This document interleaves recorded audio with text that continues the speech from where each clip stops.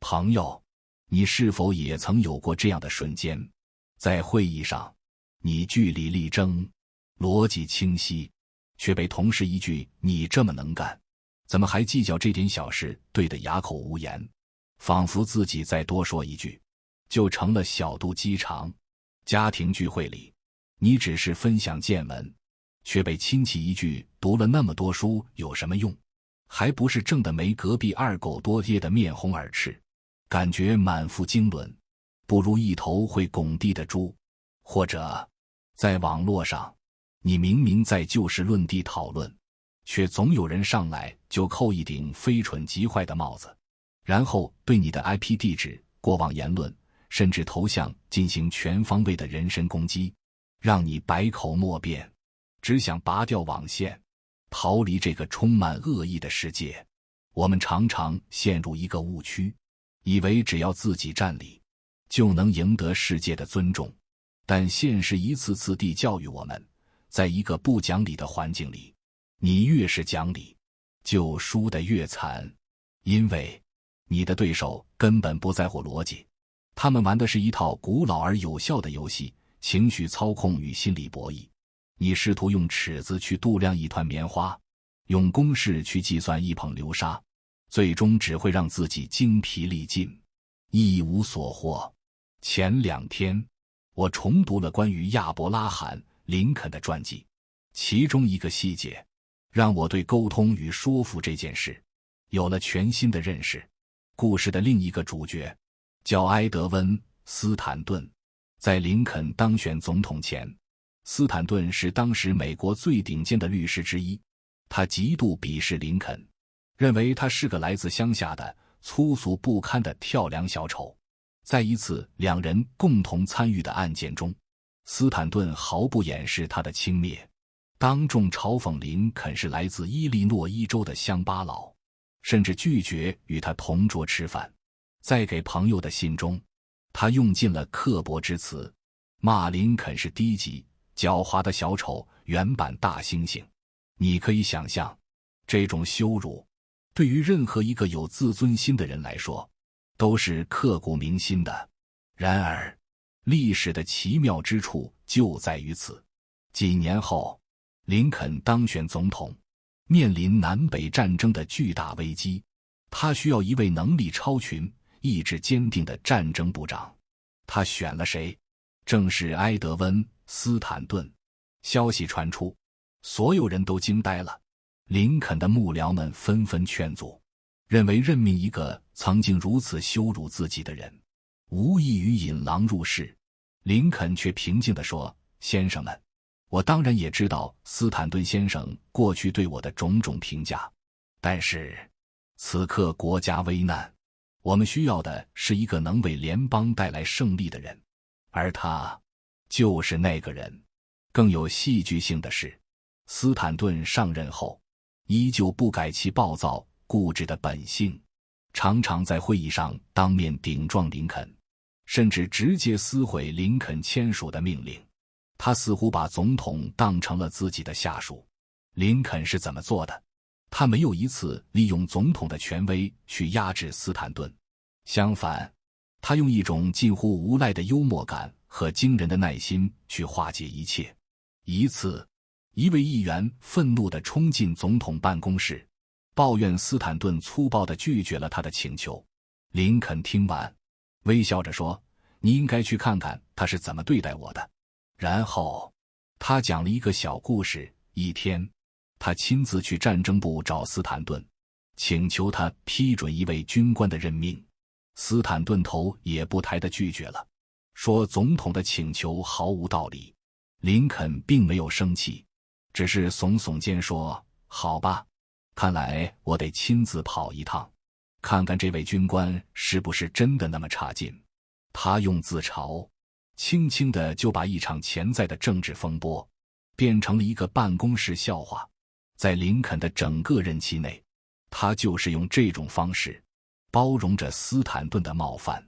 他看重的是斯坦顿在处理战争事务上无人能及的才华与效率，他把个人的荣辱放在了国家利益这个更大的目标之下。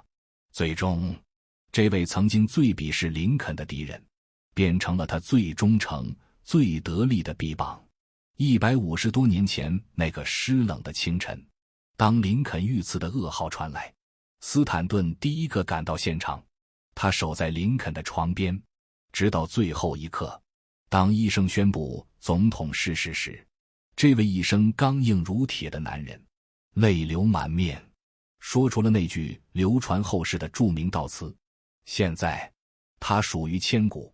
那一刻，斯坦顿心中所有的轻蔑、不屑与敌意，早已化为最深沉的敬佩与追随。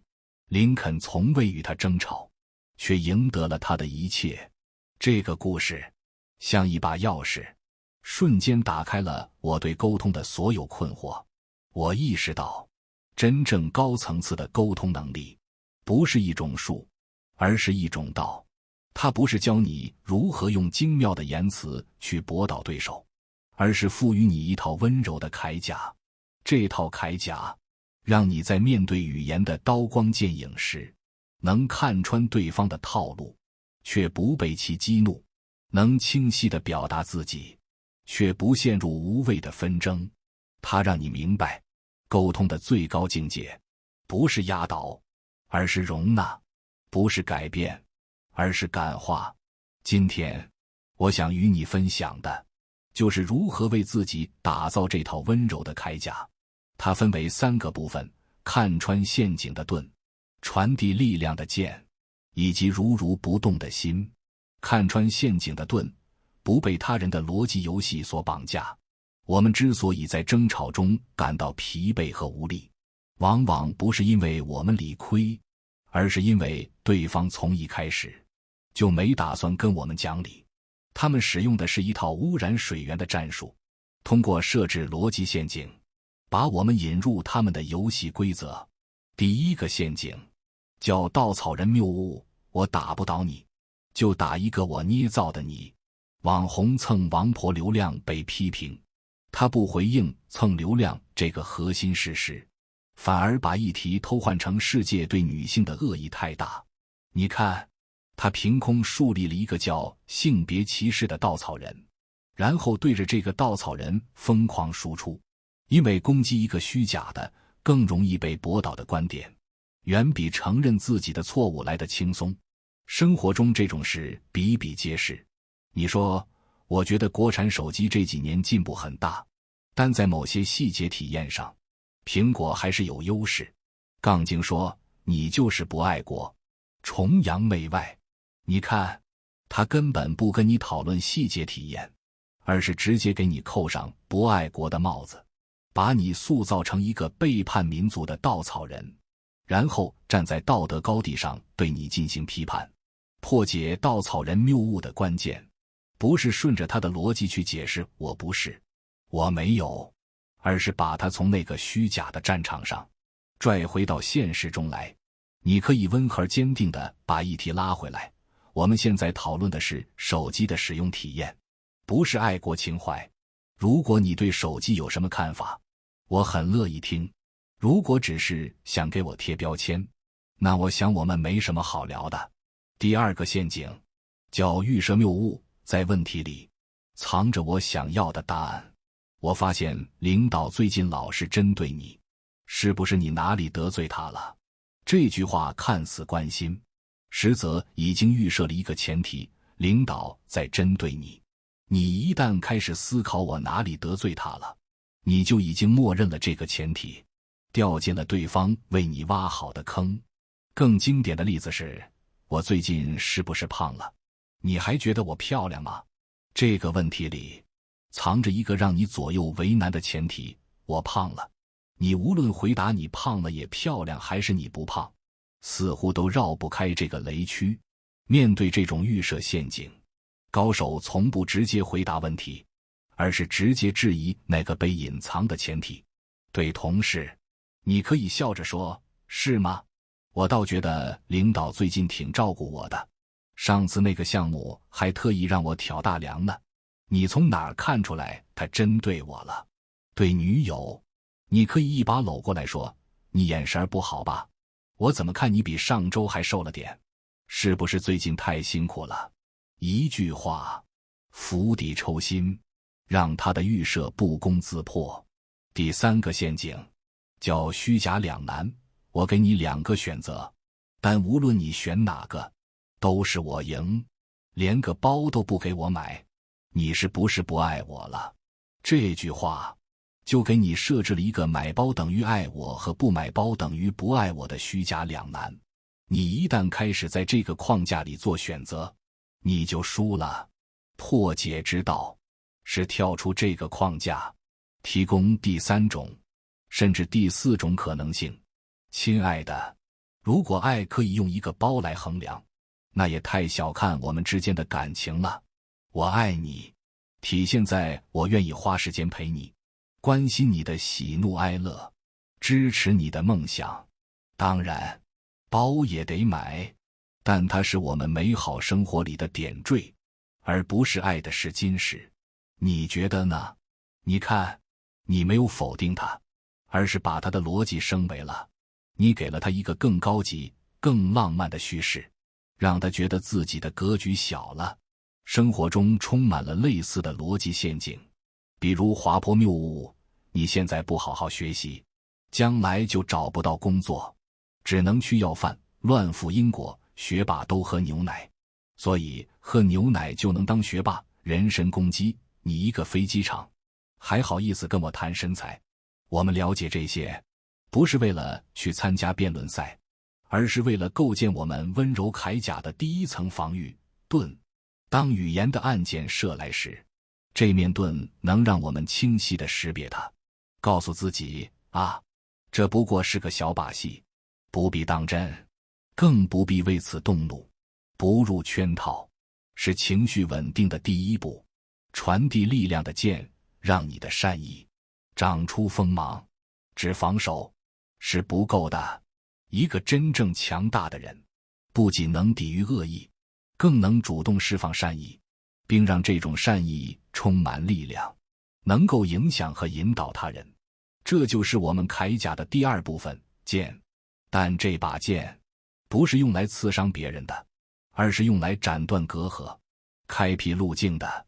第1是用赞美融化坚冰。我们中国人似乎总是不习惯赞美，别人夸一句，我们下意识的就是哪里哪里，没有没有。但说实话，谁不爱听好话呢？一句真诚的赞美是成本最低、效果最好的情绪破冰船。关键在于如何赞美的不那么油腻。秘诀有2个：星号星号细节，星号星号和星号星号对比，星号星号。不要说你今天真好看，要说你今天这件衬衫的颜色特别衬你的肤色，显得很有精神。细节，不要说你这个方案做得不错，要说你这个方案考虑得真周全。尤其那个关于用户反馈的环节，是很多人都容易忽略的，一般人可想不到这么细。对比，在沟通中，即便你不同意对方的观点，也可以先用赞美来打个样。您刚才提到的那几点，我非常认同，特别是关于市场风险的部分，给了我很大启发。不过在执行层面，我有几个不太成熟的想法，想跟您探讨一下。这样的开场会让对方觉得你尊重他，并且认真听了他的话，接下来的沟通自然会顺畅得多。第2是用共情搭建桥梁。当沟通陷入僵局，尤其是对方情绪激动时，讲道理是最没用的。此刻他需要的不是你的逻辑，而是你的理解。你老婆因为你天天加班而发火，这日子还过不过了？天天不回家，最糟糕的回答是什么？讲道理，我加班还不是为了这个家。让他理解你，他正在气头上。凭什么？翻旧账，你上次不也跟闺蜜逛街到半夜才回？直接点燃火药桶。正确的做法是先接住他的情绪，你可以走过去，握住他的手，说：老婆，对不起，我知道你一个人在家带孩子，做家务很辛苦，我这么晚回来，你肯定又累又委屈。我要是你，我比你还生气。记住这句万能公式，我能理解你。我要是你，我也会。这句话就像一个情绪的安全气囊，他告诉对方，我们不是对立的，我跟你在同一边。当他感觉到被理解，情绪的洪流就找到了宣泄口，强度自然会降下来。等他情绪平复了，你再解释原因，商量对策，一切就水到渠成。第三是用我们统一战线。在提出要求或目标时，很多人习惯用你开头，你明天必须完成这个报告，你下次考试要考到95分以上。这种句式天然的就带有一种命令和对立的意味，对方会下意识地感到被侵犯，从而产生抵触情绪。高手会巧妙地把你换成我们，星号星号我们星号星号，明天需要一起把这个报告搞定，这样周五才能轻松点。星号星号我们星号星号，一起加油，看看下次考试能不能冲到95分。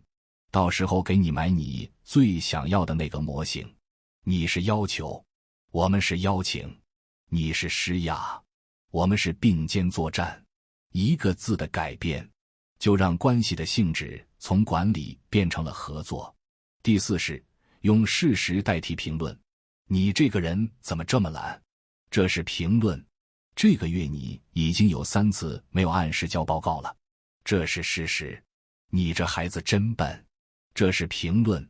这道数学题我讲了3遍，你还是做错了，这是事实。评论会引发争辩，因为每个人对懒和笨的标准不同，而事实是无可辩驳的。一个成熟的沟通者会克制自己下判断、贴标签的冲动，而是专注于陈述客观事实。这不仅能让沟通更高效，也体现了你的理性和尊重。当你把事实摆出来后，再用开放式的问题去引导对方思考。这个月有3次报告迟交了，是最近遇到了什么困难吗？看看我有什么能帮你的。这道题我们换个思路再想一想，你觉得卡在哪里了？这样的沟通才不是找茬，而是真正的解决问题。如不动的心，你若不染尘，世界也清净。有了盾和剑，我们似乎已经装备精良，但最重要的是驱动这套铠甲的心。为什么林肯能忍受斯坦顿的百般羞辱？为什么他在面对最恶毒的攻击时依然能保持幽默与风度？因为他有一颗极其强大的内核，他的自我价值不依赖于他人的评价。斯坦顿骂他是猩猩，他并不会真的觉得自己是只猩猩。他的目标是赢得战争，统一国家，而不是赢得与斯坦顿的口舌之争。一个人的情绪之所以容易被点燃，归根结底是因为他的自我太脆弱，需要不断从外界的认可中汲取养分。别人一句赞美能让他开心一天，别人一句诋毁也足以让他彻夜难眠。而真正内心强大的人，他们使用的是一套内在积分牌，他们对自己的价值有清晰的认知，对自己的目标有坚定的追求。外界的噪音可以听到，但无法干扰。就像巴菲特所说，你是想成为世界上最伟大的情人，但却被认为是世界上最差劲的情人，还是想成为世界上最差劲的情人，但却被认为是世界上最伟大的情人？这是一个关于里子和面子的终极拷问。当我们把人生的焦点从赢得争吵转向实现目标，从向别人证明自己转向成为更好的自己时，你就会发现，那些曾经让你耿耿于怀的冒犯，那些让你辗转反侧的争论，都变得渺小而不值一提。有人在网上骂你，拉黑就好，你的时间远比跟他对线来的宝贵。同事在背后说你坏话，随他去吧。你的业绩和能力才是你在公司立足的根本。亲戚在饭局上拿你开涮，一笑而过。你的人生价值不需要通过他的嘴来定义。当你不再需要通过赢来证明自己时，你就已经赢了。最高的胜利是不战而屈人之兵。让我们再回到林肯和斯坦顿的故事。林肯的伟大不在于他拥有至高无上的权力，可以轻易地让斯坦顿闭嘴，而在于他拥有看穿人性的智慧、容纳意见的胸怀，以及坚定不移的目标感。他为自己打造了一副温柔的铠甲，这铠甲让他能星号看穿星号斯坦顿的尖刻背后，是一个对工作标准要求极高的一丝不苟的灵魂。这铠甲让他能星号容纳星号斯坦顿的无理，并用幽默和耐心为这份才华提供最广阔的舞台。这铠甲让他能星号坚守星号拯救联邦的最终目标，而不被个人的荣辱得失所牵绊。最终他没有赢得任何一场与斯坦顿的争吵，但他赢得了战争，赢得了国家，也赢得了一个敌人最彻底的忠诚与敬意。这才是沟通的最高境界，也是孙子兵法里所说的不战而屈人之兵。亲爱的朋友，生活在这个时代，我们每个人都像是行走在舆论的旷野上，四面八方都可能有利箭射来，或明或暗。我们无法让所有人都闭嘴，也无法改变世界的复杂，但我们可以为自己锻造一副温柔的铠甲，在言语的风暴中做一个安静的强者，用你的沉默让喧嚣的世界闭嘴，用你的温柔让坚硬的世界变软。这或许就是我们普通人在后半生里最高级的活法。